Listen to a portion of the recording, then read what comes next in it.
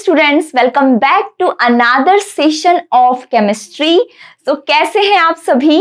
I hope you all are safe and doing well. Here I am your chemistry mentor and today we are going to start term 2 series of class 10th। So जो भी मेरे इस session में new हैं उनके लिए मैं छोटा सा इंट्रोडक्शन दे देती हूँ कि हम लोगों ने टर्म 2 सीरीज स्टार्ट की है। इससे पहले क्लास 9th की भी हमने सीरीज स्टार्ट की है, उसमें भी हम इंपॉर्टेंट टॉपिक ले चुके हैं। तो टर्म 2 सीरीज में बेसिकली हमने इंपॉर्टेंट टॉपिक स्टार्ट किए हैं डिस्कस करना, ठीक है। तो 9th क्लास की जैसे मैंने सेशन लिए हैं, मैं आपको बता चुकी हूं। अब आज जो हमारा ये सेशन है, आप जो देख रहे हैं मेरे सेशन को, इसमें हमने आज 10th क्लास स्टार्ट की है। मतलब 10th क्लास में टर्म 2 में जो आपको चैप्टर्स आने वाले हैं, that is carbon and it's compounds, जो फर्स्ट चैप्टर है आपका, एंड सेकंड चैप्टर जो टर्म 2 में आने वाला है, that is periodic classification of elements. तो इनके जितने भी इंपॉर्टेंट टॉपिक्स हैं हम वो डिस्कस करेंगे टर्म 2 सीरीज में, ठीक है।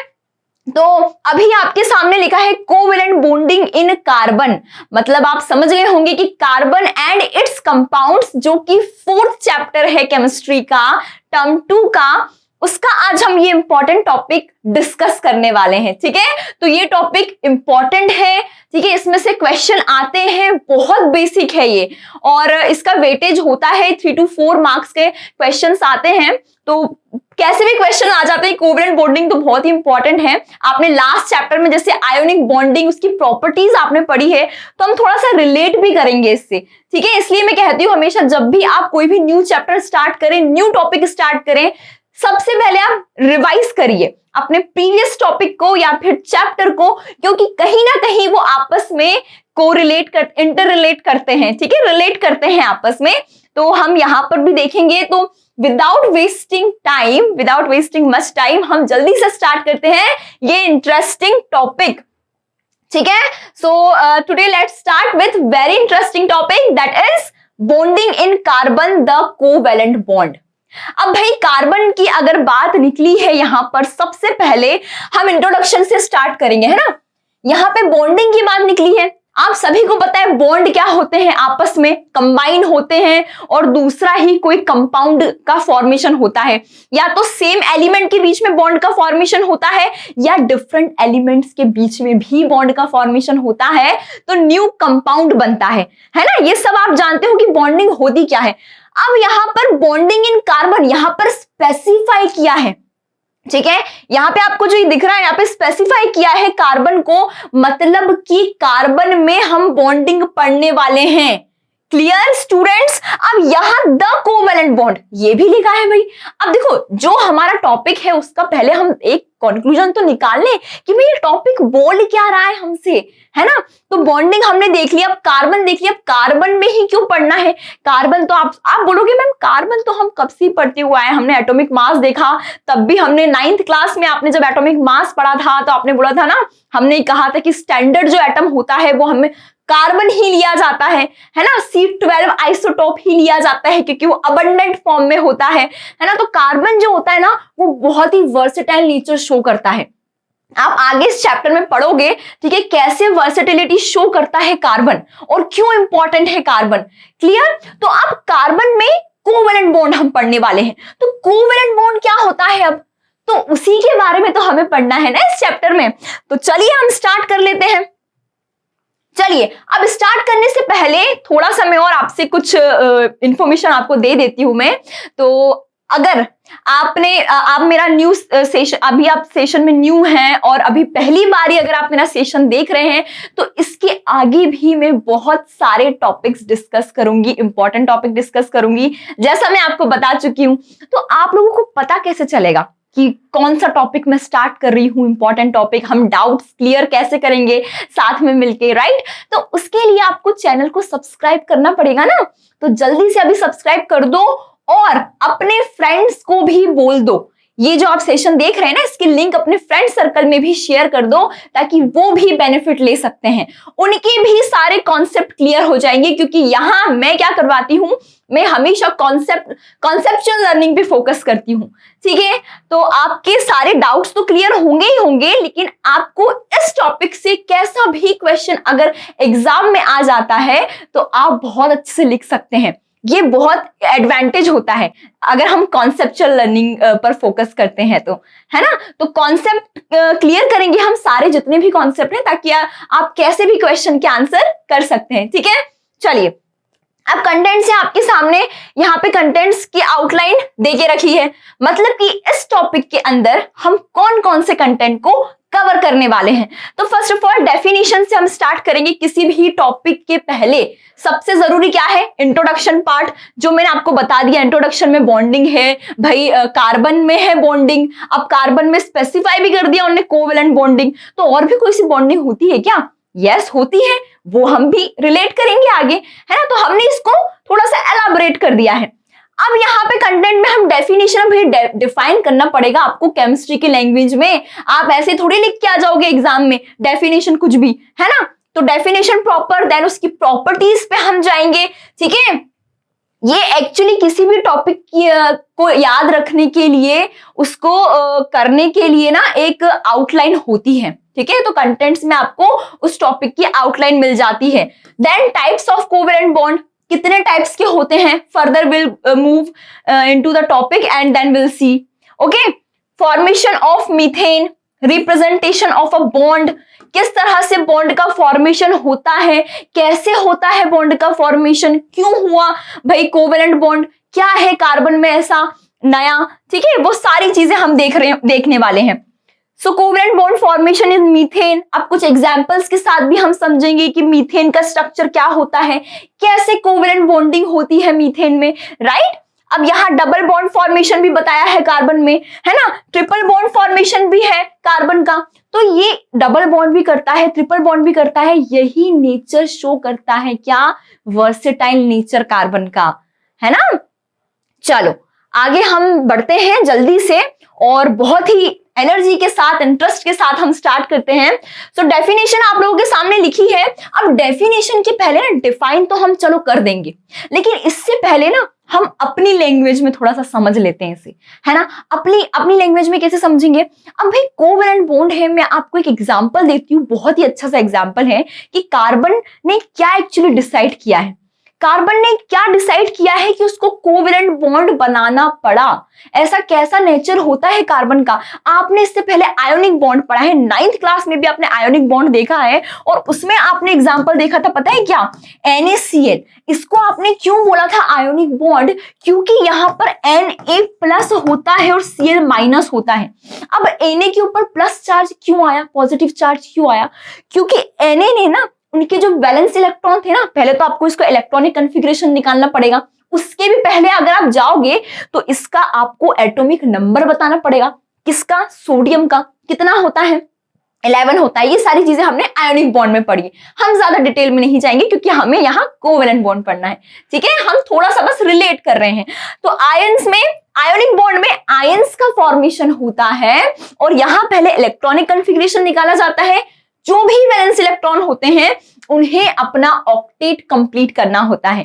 अब शायद आपको धीरे धीरे याद आ रहा होगा, अच्छा ऑक्टेट रूल हमने पढ़ा था, वैलेंस इलेक्ट्रॉन हमने पढ़े थे, उन सभी को ऑक्टेट कंप्लीट करना होता है। मतलब कि आउटर मोस्ट शेल जो होती है, किसके सराउंड? न्यूक्लियस के सराउंड, उसमें 8 इलेक्ट्रॉन अगर आ जाते हैं तो वो एटम स्टेबल हो जाता है ना। तो सभी एटम यही करते हैं, उन्हें स्टेबल होना पड़ता है। तो स्टेबिलिटी गेन करने के लिए या तो वो इलेक्ट्रॉन को दे देते हैं आउटर मोस्ट शेल में से, या इलेक्ट्रॉन को ले लेते हैं। अब जो इलेक्ट्रॉन को देता है ना, उसके ऊपर पॉजिटिव चार्ज आ जाता है, जो इलेक्ट्रॉन को ले लेता है ना, उसके ऊपर नेगेटिव चार्ज आ जाता है। तो इस तरह से वो बॉन्ड आपस में बना के, और ये आयोनिक बॉन्ड इसमें क्यों बना? क्योंकि आयंस का फॉर्मेशन हुआ। एक ने भाई दिया, डोनेट किया, एक ने क्या किया? एक्सेप्ट कर लिया, है ना। तो ये आयोनिक बॉन्ड हो गया। अब भाई कोवेलेंट बॉन्ड और आयोनिक बॉन्ड में फिर डिफरेंस क्या है ऐसा, है ना। यहां पर देखो एक डिफरेंस और बता देती हूं। ये क्या है? Sodium. Sodium is a metal and chlorine is a non metal, but negative charge आने के बाद हो गया है वो क्लोराइड। क्लियर है? तो ये सारी चीजें आपने आयोनिक बॉन्ड में देखी थी कि एक दे रहा है दूसरा ले रहा है, लेकिन कोवेलेंट बॉन्ड का नेचर ऐसा देने और लेने वाला नहीं होता भैया। यहां पे कोवेलेंट बॉन्ड क्या करता है, या फिर मैं बोलूं कार्बन में क्योंकि हम पढ़ रहे हैं, तो कोवेलेंट बॉन्ड की खासियत होती है कि ये देने लेने पे विश्वास नहीं, शेयरिंग में बिलीव रखते हैं। कैसे रखते हैं? आप स्कूल में जाते हैं, है ना, लंच ब्रेक होता है आप सभी का, सभी साथ में बैठते हो, साथ में बैठ के क्या करते हो, खाना एक दूसरे का क्या करते हो, शेयर करते हो, है ना। बहुत सारे वेराइटीज लाते हैं, आपके बहुत सारे फ्रेंड्स होते हैं, कोई कुछ लेके आया, कोई सैंडविचेस लेके आया है, कोई राइस लेके आया है, कोई कुछ लेके आया है, इस तरह से बहुत अलग अलग डिशेस लेके आते हैं। अब सपोज आपके पास क्या है, सैंडविच कम है ना, आपके पास आपकी मम्मी ने 2 ही स्लाइस रखी है, किसी टाइम से रह गई है, वो नहीं रख पाए, तो 2 ही स्लाइस रखी है सैंडविच की। अब आपको और ज्यादा भूख लग रही है ना, आप क्या है, आप सेटिस्फाई नहीं हो पा रहे हो, आपकी और ज्यादा भूख लग रही है, तो आप क्या करोगे, उसको आपके जो फ्रेंड्स हैं उनसे आप शेयरिंग करना स्टार्ट करोगे, या फिर आपके फ्रेंड आपको क्या बोलेंगे कि आप इसमें से ले सकते हो, शेयर कर सकते हो, जिससे कि आप दोनों अच्छे से खा सकते हो, उसका भी पेट भरा जाएगा और आपका भी पेट भरा जाएगा, है ना, आप भी भूखे नहीं रहोगे। तो इस तरह से हम शेयरिंग कर लेते हैं, है ना। तो ये जो बॉन्ड है ना, कोवेलेंट बॉन्डिंग भी कुछ इसी तरह से होती है कि एटम्स क्या करते हैं, शेयरिंग कर लेते हैं। लेकिन यहाँ पे शेयरिंग क्यों हो रही है, वहां पे तो आपको भूख लग रही थी ज्यादा, ताकि आपकी भूख शांत हो जाए, इसलिए शेयरिंग कर रहे थे। यहाँ पर ये लोग स्टेबिलिटी को गेन करने के लिए, एटम स्टेबिलिटी को गेन करने के लिए शेयरिंग करते हैं। ठीक है, तो अभी हम देखते हैं इसको डिफाइन कैसे किया जाता है। तो अ covalent bond is formed y equal sharing of electron, जैसे कि मैंने आपको बताया था। ठीक है, यहाँ पे शेयरिंग होती है किसकी, भाई इलेक्ट्रॉन की शेयरिंग होगी from both the participating atoms. मतलब जो भी कंपाउंड में जो भी एटम पार्टिसिपेट कर रहे हैं ना, दोनों शेयर करेंगे आपस में। ऐसा नहीं है कि एक ने ज्यादा कर ली दूसरे ने कम कर ली, दोनों आपस में शेयर करेंगे, और दोनों ही क्या होंगे, नॉन मेटल होंगे। ठीक है, the pair of electrons participating in this type of bonding is called shared pair और bonding pair। मतलब कि ऐसे इलेक्ट्रॉन, ठीक है ध्यान से सुनना, ऐसे इलेक्ट्रॉन जो पार्टिसिपेट कर रहे हैं इस बॉन्डिंग में। अब यहां पे आपको एग्जाम्पल दिख रहा है, अगर इसको हम एग्जाम्पल से थोड़ा और अच्छे से समझें कि क्या होते हैं शेयर्ड पेयर और क्या होते हैं बॉन्डिंग पेयर। ठीक है, तो जो बॉन्ड में फॉर्मेशन कर लिया, जिसने, जो इलेक्ट्रॉन ने बॉन्ड में फॉर्मेशन कर लिया, वो हो गए बॉन्डिंग पेयर। अब आप बोलोगे मैम कौन से बॉन्ड पेयर में पार्टिसिपेट कर रहे हैं, तो आपके सामने एक एग्जांपल दे रखा है यहाँ पे हाइड्रोजन एटम का। ठीक है, अब हाइड्रोजन की बात आती है तो हमें पता है कि हाइड्रोजन एटम में एक ही इलेक्ट्रॉन होता है, एटॉमिक नंबर एक ही होता है उसका, प्रोटॉन एक होगा, तो जो इलेक्ट्रॉन होता है ना, जो ऑर्बिट में घूमता है, वो भी एक ही होगा। अब भाई इलेक्ट्रॉन एक है तो उसका तो आप बोलोगे मैम ऑक्टेट तो कंप्लीट हो नहीं रहा है, फिर कैसे क्या करेगा, अगर एक इलेक्ट्रॉन भी इसने दे दिया ना तो इसके पास तो कुछ भी नहीं बचेगा, तो खाली हो जाएगा।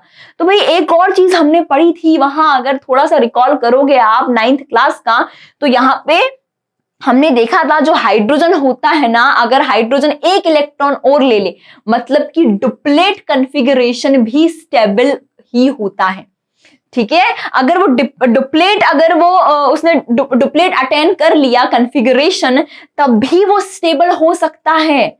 क्लियर है स्टूडेंट्स? तो यहां पर हाइड्रोजन एटम जो है ना, वो दूसरे हाइड्रोजन, मतलब अपनी ही फैमिली के एटम के साथ बोलेगा चलो शेयर कर लेते हैं और स्टेबल हो जाते हैं, बॉन्ड बना लेते हैं। तो दूसरे हाइड्रोजन के पास भी यहां पर एक इलेक्ट्रॉन है, तो ये दोनों आपस में क्या है, दोनों इलेक्ट्रॉन ने क्या किया, पार्टिसिपेट कर लिया बॉन्ड बनाने के लिए, है ना। तो ये क्या हो गए हैं, इन्होंने इसे क्या बोला हमने, the pair of electron participating in this type of bonding is called shared pair. उन इलेक्ट्रॉन्स को हमने शेयर्ड पेयर बोला है, दोनों इलेक्ट्रॉन को। अब समझ में आया आप लोगों को? ठीक है, तो क्लोरीन एटम का भी कुछ इस तरह से होगा। क्लोरीन एटम का क्यों होगा भाई, अब क्लोरीन एटम जो है ना, उसका इलेक्ट्रॉनिक कॉन्फ़िगरेशन क्या होता है, 17 इसका एटॉमिक नंबर होता है ना। तो 2, 8 और 7 इसका इलेक्ट्रॉनिक कॉन्फ़िगरेशन होता है। मतलब इसको अभी इसके वैलेंस इलेक्ट्रॉन में, आउटर मोस्ट शेल में एक इलेक्ट्रॉन की कमी है ऑक्टेट कंप्लीट करने के लिए। ऑक्टेट कंप्लीट हो गया तो ये हो गया स्टेबल हो जाएगा। तो इसने क्या किया, चलो मैं भी एक क्लोरीन एटम के साथ, अपनी ही फैमिली के एटम के साथ बॉन्ड बना लेता हूं। तो दोनों आपस में शेयरिंग कर लेंगे और दोनों के पास एक एक इलेक्ट्रॉन आ जाएगा। मतलब क्या होगा, एक इलेक्ट्रॉन इस तरह से क्लोरीन एटम भी कंप्लीट कर लेंगे। ठीक है, चलिए तो ऑक्सीजन यहाँ पे देखो H2O भी है, हम और अच्छे से डिटेल में इसको पढ़ेंगे समझेंगे। ठीक है, यहाँ पे कार्बन एटम भी है, CH4 आपको दिख रहा है। CH4 पे हम थोड़ा बाद में आएंगे। CH4 भी बहुत इजी है, मीथेन जिसे हम बोलते हैं, बट उस पे हम बाद में आएंगे। ठीक है, अभी यहाँ पे हाइड्रोजन एटम दिख रहा है आपको, यहाँ पे क्लोरीन एटम दिख रहा है। ठीक है, यहाँ पे ऑक्सीजन एटम दिख रहा है। इस तरह से ये सभी एटम जो है ना, स्टेबिलिटी को गेन करने के लिए क्या करते हैं, दूसरे एटम के साथ बॉन्ड बनाते हैं, शेयर करते हैं अपने इलेक्ट्रॉन को ताकि स्टेबल हो सके। ठीक है, तो the covalent bonds are also termed as a molecular bond. अब कोवेलेंट बॉन्ड को मॉलिक्यूलर बॉन्ड क्यों बोलते हैं? देखो बहुत ही इजी है ये तो। क्यों इजी है भाई? आपने पढ़ा है ना मॉलिक्यूल्स क्या होते हैं। मॉलिक्यूल्स क्या होते हैं, जब एक एटम दूसरे एटम के साथ कंबाइन होता है। वो एटम सेम भी हो सकता है, वो डिफरेंट एलिमेंट भी हो सकता है। जैसे कि हमने अभी बात की ना, H2 भी होता है। ठीक है, अगर मैं बात करूं H2O भी होता है। ठीक है, Cl2 भी होता है, सेम भी होते हैं, HCl भी होता है। इस तरह से डिफरेंट एलिमेंट जब कंबाइन होंगे, ठीक है, तो ये क्या बन गया, मॉलिक्यूल बन गया ना। आप इसे मॉलिक्यूल ही बोलोगे ना। H2O क्या है? H2O तो मॉलिक्यूल है, क्योंकि दो डिफरेंट एलिमेंट है यहाँ पर, है ना। क्लोरीन और H2 भी मॉलिक्यूल है, क्योंकि दो हाइड्रोजन है, चाहे वो सेम हो चाहे वो डिफरेंट एलिमेंट हो, लेकिन अगर वो कंबाइन हो रहे हैं ना तो वो मॉलिक्यूल होंगे। और बॉन्ड का फॉर्मेशन हो रहा है इन दोनों के बीच में, आपको दिख नहीं रहा क्योंकि हम ऐसे लिखते हैं, लेकिन एक्चुअली जब आप इसको सेपरेट करोगे ना तो ये बॉन्ड बना के ही ऐसे आपको दिख रहे हैं फॉर्मूले में। ठीक है, तो यहाँ पर covalent bonds are also termed as, that's why molecular bonds. Now the sharing of bonding pairs will ensure that the atoms achieve stability। जैसे कि मैंने आपको बताया है ना कि जो एटम्स हैं उन्हें क्या अचीव करना होगा, स्टेबिलिटी को in their outer shell. Outer shell आपको बहुत अच्छे से पता है, ये बीच में होता है न्यूक्लियस, इसके अराउंड क्या होते हैं, शेल्स या ऑर्बिट्स के shell, L, M, N shell, ये हम देख चुके हैं ना। न्यूट्रॉन, ये जो न्यूक्लियस है इसमें न्यूट्रॉन्स एंड प्रोटॉन्स प्रेजेंट होते हैं, है ना। प्रोटॉन्स पॉजिटिव चार्ज कैरी करते हैं, जो इसके अराउंड होते हैं, न्यूक्लियस के अराउंड वो होते हैं क्या, तो भाई इलेक्ट्रॉन्स। जो इलेक्ट्रॉन का ही पूरा खेल होता है, इलेक्ट्रॉन को लूज होना, इलेक्ट्रॉन का गेन होना, ये हमने पढ़ा था। लेकिन अभी हम यहाँ पर जो आउटर मोस्ट शेल इलेक्ट्रॉन है उनकी शेयरिंग पढ़ रहे हैं, किसके साथ, तो भाई दूसरे एटम के साथ। ठीक है, चलिए दोनों क्या है, बट दोनों नॉन मेटल हैं। ठीक है, आप इस तरह से डिफरेंशिएट कर सकते हो आयोनिक और कोवेलेंट में। क्लियर है? तो स्टेबिलिटी का मैं आपको जैसे बता चुकी हूं यहां पर। चलिए, shell which is similar to the atoms of the noble gas. अब देखो नोबल गैसेस क्या होती हैं। नोबल गैसेस हमें पता है, helium, neon, argon, krypton, xenon, radon, ये सारी क्या है, नोबल गैसेस है। अब नोबल गैसेस में जो इलेक्ट्रॉनिक कॉन्फ़िगरेशन होता है उसमें ये ऑक्टेट कंप्लीट कर चुके होते हैं, मतलब कि स्टेबल होते हैं। तो हर कोई एटम चाहता है क्या करना, नोबल गैस की तरह ही स्टेबल होना चाहता है, या फिर nearest to the noble gases अपना ऑक्टेट कंप्लीट करना चाहेगा, स्टेबल होना चाहेगा, कोशिश करेगा स्टेबिलिटी गेन करने की, है ना। तो इसीलिए यहां पर बोला है कि which is similar to the atom of noble gases. Clear है? So the forces of attraction, अब यहां पर फोर्स ऑफ अट्रैक्शन की भी बात आ रही है, क्योंकि जहां पर बॉन्ड बनता है ना वहां पर फोर्स ऑफ अट्रैक्शन की भी बात आती है। ये आप बहुत अच्छे से समझ पा रहे होंगे। पता है कौन इस चीज को अच्छे से समझ पा रहा होगा, जिसके कॉन्सेप्ट क्लियर होंगे अपनी प्रीवियस क्लास की। कैसे जब हमने प्रॉपर्टीज पढ़ी थी सॉलिड लिक्विड गैस की, सॉलिड में बॉन्डिंग कैसी होती है, लिक्विड में कैसी होती है, गैसेस में कैसी होती है ना, वो इसे अच्छे से समझ पा रहे होंगे। तो यहाँ पे force of attraction between the molecules are not very strong. अब भाई यहाँ पर स्ट्रॉन्ग नहीं होता है, क्यों स्ट्रॉन्ग नहीं होता है यहाँ पर, इसका भी हम देखते हैं, है ना। इसका भी हम रीजन देखेंगे क्यों स्ट्रॉन्ग नहीं होता है कोवलेंट बॉन्ड में। तो these compounds are largely non conductors of electricity. तो जैसा कि मैंने आपको बताया कि ये आयंस फॉर्म करेंगे ही नहीं, है ना, आयोनिक बॉन्ड है ही नहीं, तो आयंस फॉर्म होंगे नहीं, आयंस फॉर्म नहीं होंगे तो इनके बीच का जो बॉन्ड रहेगा ना वो इतना टाइटली बाउंड नहीं होगा, ठीक है, इतने स्ट्रॉन्ग नहीं होगा बॉन्ड इनका, ठीक है। तो फोर्स ऑफ अट्रैक्शन जो होगा मॉलिक्यूल्स के बीच में वो इतना स्ट्रॉन्ग नहीं होगा, बिकॉज यहाँ पर these compounds are largely non conductors of electricity. So we can conclude that the bonding in this compounds does not give rise to ions. Ions का फॉर्मेशन हो नहीं रहा है, एक कोई दे नहीं रहा है अपने एटम्स को, देगा तभी उसके ऊपर पॉजिटिव चार्ज आएगा, लेगा तभी उसके ऊपर नेगेटिव चार्ज होगा, जैसे मैंने आपको NaCl में बताया। लेकिन ऐसा नहीं हो रहा है ना, यहाँ पे तो शेयरिंग हो रही है। तो इसीलिए जब आयंस नहीं है तो फिर इलेक्ट्रिसिटी भी कैसे कंडक्ट हो सकती है, क्लियर है। तो यहाँ पर जैसे NaCl में आप एग्जाम्पल देख सकते हैं, यहाँ पर भी एग्जाम्पल लिखा है NaCl की हम बात वैसे तो मैं आपको एग्जाम्पल बता चुकी हूं, बट आप यहाँ पर और अच्छे से देख सकते हैं। यहाँ पर ट्रांसफर हो रहा है इलेक्ट्रॉन का, जो आउटर मोस्ट शेल है यहां से ये Cl को दे रहे हैं और Na+ का फॉर्मेशन हो रहा है एंड Cl-, ठीक है स्टूडेंट्स। तो ऐसा नहीं है कोवेलेंट बॉन्ड में, ये आयोनिक बॉन्ड फॉर्मेशन है। ये क्या होता है, ये बॉन्ड बहुत स्ट्रॉन्ग होता है, ये इलेक्ट्रिसिटी भी कंडक्ट करता है, but not the covalent bond, clear. क्यों है, अगर मैंने आपसे क्वेश्चन पूछ लिया तो आप बोलेंगे क्योंकि मैम वो तो शेयरिंग पे बिलीव रख रहा है ना, शेयरिंग इज केयरिंग, क्लियर।